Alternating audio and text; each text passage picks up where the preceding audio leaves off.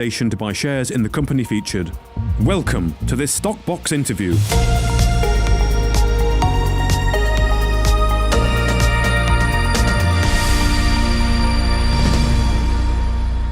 Welcome back to Alan Green, our research analyst on Stockbox. Alan, how are you? I'm very well, Mark. How are you, mate? Yeah, very good. Thank you, Alan. Looking forward to the weekend as usual. But of course, we have our regular slot with you. And we were just talking, weren't we, about how the market always surprises us, what was going on with GameStop that happened the other day. It's always never ceases to amaze. Yes, I'm glad you mentioned GameStop. I thought you were going to discuss something else just then, but no, GameStop has had quite a week. It's quite a week. It's had quite a couple of weeks, but in a sense, it's affirmation of why we love the markets and just how retail investors have really come of age. You know, they're acting together in chat rooms, and they've become a force to rival any one of the major institutions. And that's a wonderful thing. You know, it's empowerment, and I think, you know, ultimately the lockdown situation we find ourselves in has exacerbated that to a large degree as well, because, you know, a lot more people are sitting in front of their screens and trading because they can't do anything else. But certainly for you look at the fundamentals of GameStop, and it's only because Elon Musk got behind it and tweeted. But as we were saying before we came on air, Elon Musk, he's such a cool guy too, and I think what he's doing for, you know, he's basically revolutionizing space travel because he's got the budget and NASA hasn't, you know, and that's really quite incredible. But it's been. I mean, a lot of investors short selling the stock would have been wiped out, but you know, if you go short on something, you're effectively looking to kill a business off anyway. So you know, a lot of people take the view that, well, you got what was coming. So exactly, but it goes to show, doesn't it, when people sort of come together and as you say, take on Wall Street. I'd never heard of that room, if you like, on Reddit, but fair enough to those guys, yeah.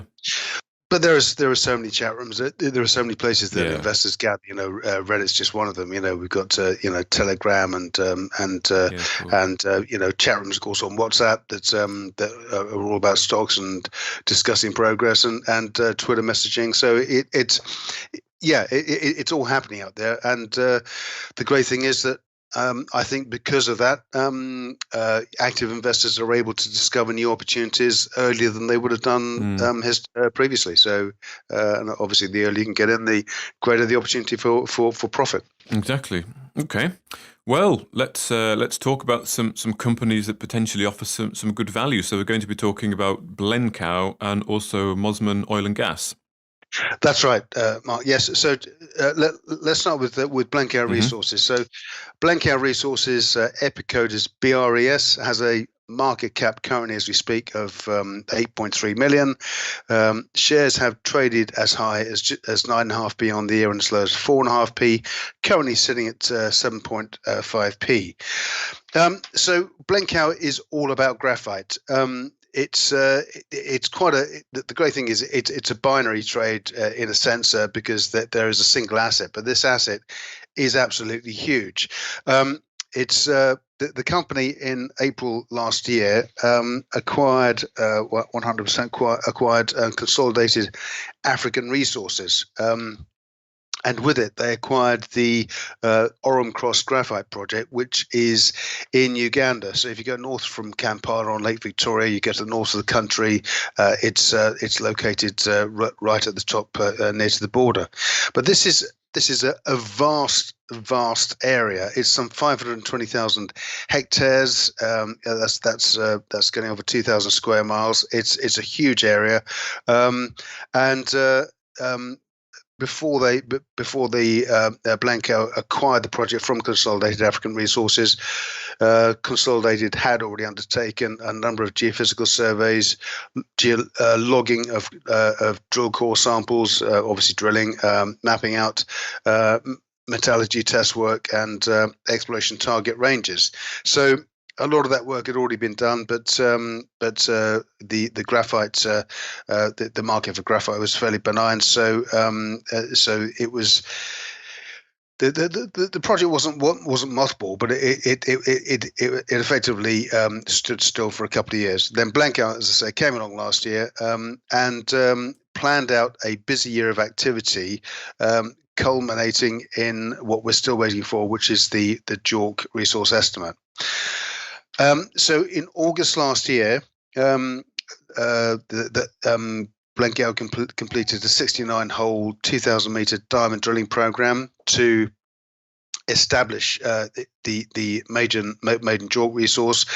The samples from that drilling were sent to SGS Lakefield, and of course SGS are well known in the mining world. They're one of the foremost companies engaged in core logging and testing, and the results that they publish or deliver to the company are then used to form the basis of valuing the mining asset, and obviously the valuation in that regard is a JORC resource estimate. So, of course, graphite, we know, is hugely important on a number of levels. So jumbo flake graphite is in high concentrate is used to line steel foundries. It's a fire retardant material, and this is very much the premium end of the market, where the jumbo flake graphite sells for between $1,000 and $2,000 per ton. That market's growing at about 5 to 10% per annum. But of course, smaller flakes are used for the lithium anode market. And when you consider that most of the weight within any lithium-ion battery is made up of graphite, we can see how important this is for the growth in the battery market going forward. Obviously, we've got the burgeoning EV industry, which is we're going to evolve from driving vehicles powered by internal combustion engines to electric engines. And when I say EVs, this doesn't just apply to cars and, of course, buses and articulated lorries and other forms of transport. It also applies to air travel. It will apply to the marine sector too. So there is an almost unlimited there are an almost unlimited number of applications potentially for electric power as we progress into the century. So with the graphite demand for the future really very clearly sort of set out as we go forward, the solid or the companies that own the solid resources are seeing some significant appreciation in their share prices. Blencowe certainly has been fairly steady thus far, but of course, once we have the JORC estimate back from back on the graphite, then I think the company can draw a line in the sand and very much move forward. But what I think has fascinated me in the progress of Blencowe over the past year is that the actual because the area that's covered is such a huge area, they've focused on an area close to the camp where they've located some high quality graphite samples, and the actual area or the defined area for the JORC resource that will be forthcoming is less than 1% of the total territory area. So not only is this important, of course, as the first step for Blencowe, but assuming that the numbers match up to expectations and the sampling confirms a 95 to 97% total graphite content within the sampling, then we can move forward. And then clearly Blencowe has the rest of the Orme Cross asset to explore and to develop going forward. In terms of the progress as a company, of course, the company is the executive chairman is Cameron Pearce, who is well known throughout the mining industry, and Mike Ralston, who's the CEO. And Mike Ralston has done an awful lot of work recently in the markets, explaining the graphite market and its potential for development in the future, and of course the progress that the company's made going forward. forward. Important to also bear in mind that Uganda has been historically a very benign environment. It's very pro-mining, and although the elections, of course, have thrown up a few incidents here and there, it's not going to affect the mining industry there in any way, shape, or form. On the back of the progress that the company's made, firstly, the company raised 300,000 in December, just before Christmas, and within that raising at 6p, 75,000 of that raise was from directors Cameron Pearce, Sam Quinn, and Mike Ralston, who invested 25,000 each at 6p. So these guys have skin in the game. They're also putting their own money in the open market, which is highly encouraging. Then in mid-January, the company raised a further $500,000 at 8p, and they also appointed a second broker, First Equity, and this, of course, expands their footprint across the city and across the institutional investors that will be interested in coming in and supporting them in their development of the asset. Also worth noting that during that the benign period that I spoke about, a number of graphite mines were closed. So there is potentially a supply squeeze going forward, which is going to see the companies that have assets that are ready to develop. Is going to see those companies come to the fore, and certainly there are companies in the peer group that are much further down the road in terms of their valuation. We have Sovereign Metals, ASX listed, that's got a market cap of around 25 to 30 million. Walkabout Resources, and that they're probably 2 to 3 years ahead of where Blencowe are right now. They've got a market cap of 45 million. And Syra Resources, again ASX listed, and Syra Resources have the capacity to produce about 350,000 tons per annum. They have a market cap of 137 million market cap. So we can see the steps that Blencowe, or the route that Blencowe will take once we have the JORC estimate. I think that there is going to be progress in the share price, and of course the next stage is to develop that asset into a producing mine that will and could mean farming partners. It could mean that the company will be able to commence their own drilling work and their own development. But regardless, I think Blencowe are on the cusp of a re-rating once we get the JORC estimate number on the table. Okay, and it is just the one project, isn't it? It is, yeah. That's the great thing about. Well, I said the great thing about it. I mean, but it is one project, but it's such a vast project. Yeah. I mean, that's 520,000 hectares is a huge area, and the entire area is hosts graphite to a greater or lesser extent. So clearly, when you're managing an asset of that size, you've got to start somewhere. And as it happens, some 250 meters from the camp, the high grade zone was identified, and of course the drilling that was then undertaken was in that region. So they were able to set out and mark out a target area, and that target area basically will be the initial JORC resource estimate from that project. But I would expect that given the size of the project, they'll be able to replicate that many times over going forward. So we could well see, as another project. I mean, we spoke last week about Cadence Minerals and the Yangibana project in Western Australia, and of course the Yangibana territory is a huge area also. So there are different assets dotted around, and I think the Blencowe asset in Uganda will be very similar. So we'll get the first one away, and then of course there'll be opportunities to develop further assets going forward. But certainly with a market cap of 8.5 million or just over 8 million, there's everything to play for here. And it does seem like it's a little bit under the radar. I don't see it around so much, really.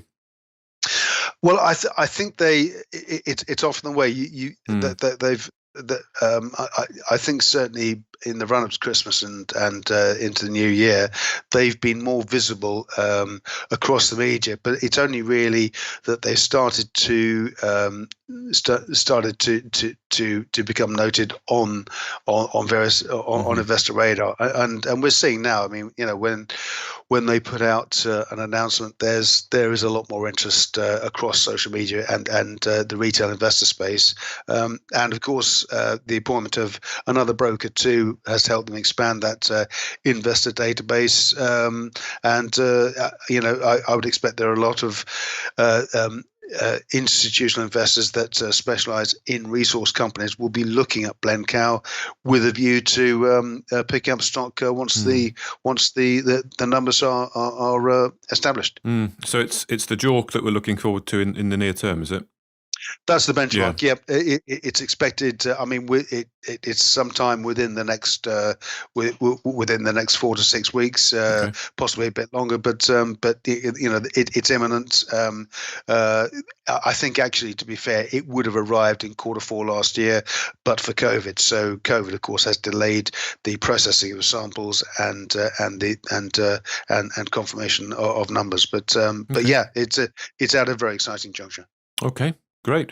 Well, moving from graphite to oil and gas and Mosman.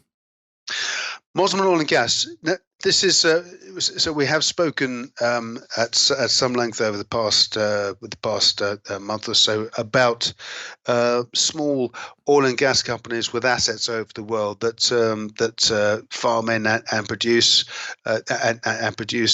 oil and gas and the potential. Clearly, looking at the bigger picture for oil longer term, we know we just discussed the burgeoning EV industry, and of course the effect that will probably have on oil in the longer term. But certainly for the foreseeable future, oil and gas are going to be key to the global economy, and small, low-cost producing assets make an awful lot of sense, particularly with the uncertainty in the oil price. Mosman Oil and Gas is one such company, and they've undergone a very interesting transformation. So we spoke about Nostraterra oil and gas, and the Mosman Oil and Gas have interest in the same region. They in East Texas. They have a number of projects. They have the Champion project, which includes their flagship asset, which is the Falcon 1 asset, which started production in December 2020, and also the Galaxy asset, which is going to be developed into production during 2021 also. There is the Champion asset is 50% owned, or the Falcon 1 asset is 50% owned by Mosman Oil and Gas, and the Champion Galaxy asset is 60% owned. There are other assets in the area. The Stanley and Greater Stanley assets. Stanley is a 15%. They hold 15%. Greater Stanley is 20%, and the company has also generated cash recently from the sale of the Welsh asset. The company raised $420,000 from the sale of that asset, which came into the account a few weeks back. So the company has plenty of cash. During 2020, the company generated some $200,000 in sales, $231,000 in sales after capex adjustments. But given the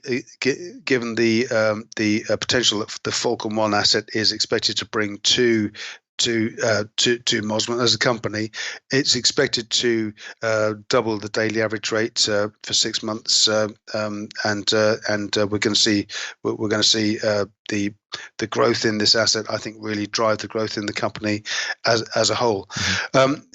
the company has a broker, SP Angel, and the oil and gas analyst at SP Angel, Sam Wahab, published a note early this week and estimates that the company are set for a 700% increase in gross production in 2021, and expects the company to have net cash at the year end of some $2.6 million compared to the 231,000 that the company ended 2020 with.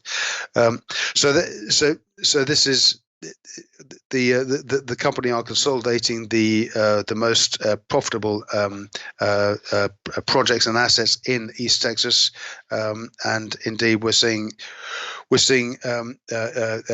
solid progress from the company. It's expected also that the company owns two what I would term blue sky assets in Australia in what is called the Amadeus Basin. There are two assets here in the Northern Territory. There are producing fields, the Marini, Palm Valley, and Surprise fields, which are of course onshore. The company owns the West Walker permit, which is some 30 kilometers from the Marini asset, and indeed the consultancy company SRK calculates that there's some 12.4 billion cubic feet of conventional gas and up to 1,400 billion cubic feet of unconventional gas assets. And I wouldn't like to sort of speculate on what unconventional gas assets might be, but nonetheless, it's there is huge untapped potential at West Walker. Mount Winter, which is based between Marini and Surprise, there's a joint venture there with Westmarket. Westmarket will take 70%. They are the operator, and Mosman will take 30% from that asset. But again, these have yet to progress to production. But that's what I like about Mosman is that they have producing assets that are solid and cash generative. The company's bought in cash from the sale of Welsh. There is another asset in Oklahoma, which is called the Arcoma deposit, that is currently up for sale. So it wouldn't be unreasonable to expect that that asset will sell at some point during 2021. Of course, that will bring extra cash into the company. But nonetheless, the production that is forecast both by the company and also by the broker as well is expected to fully support all of the activities this year without the need to raise any further cash. Of course, if the company comes across another asset that might require cash, that could be a different story. But of course, the blue sky within the mix here is the potential in the Australia Amadeus Basin in both the West Walker and Mount Winter permits. So just a note on the company performance and the board. Mosman currently has a market cap of 4.4 million, and it's trading at 0.7p. As high on the year as 0.26p. So we're not far off the lows. Not far off the recent lows now. The group, the board of Mosman, John Barr is the executive chairman.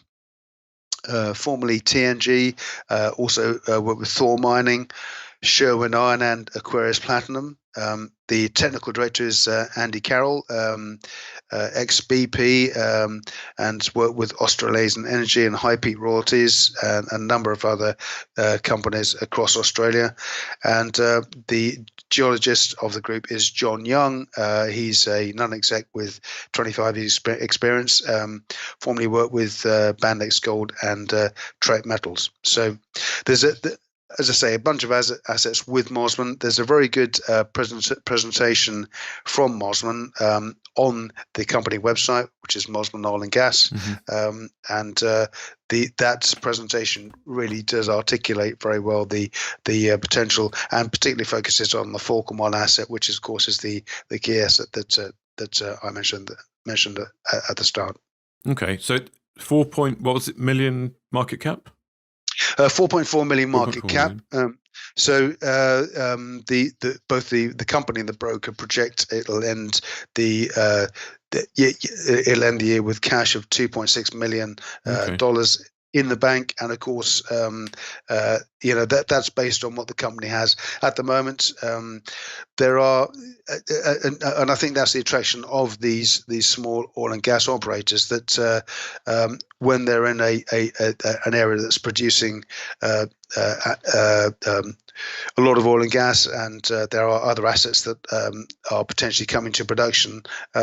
If we see the uptick in and those assets coming online and producing, then that number could prove conservative in the end. It's it's an exciting little company, and I think at 4.4 million, there's really very little downside, unless of course we see the sort of hiccup we saw in the oil price in 2020, when the oil price basically went into reverse. But that was an almost unheard of occurrence, and it's unlikely, I think, now that we have the COVID vaccines out there, and the world is starting to move again. I think that's unlikely to happen. But and did you say they were generating revenue?